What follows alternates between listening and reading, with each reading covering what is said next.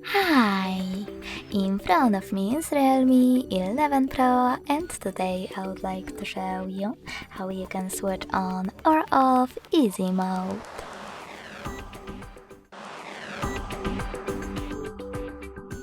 You need to begin by going into Devices Settings and scrolling all the way down right away. When you're ready, click on Special Features. Then select Simple Mode located at the bottom.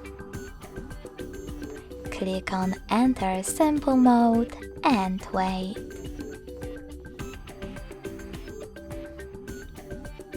As you can see, after a couple of seconds, Easy Mode is on.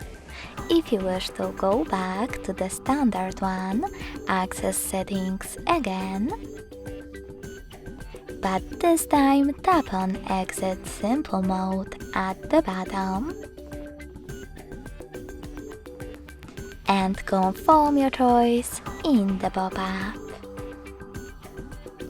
Thanks so much for watching. If you enjoyed this video, leave a like, comment and subscribe.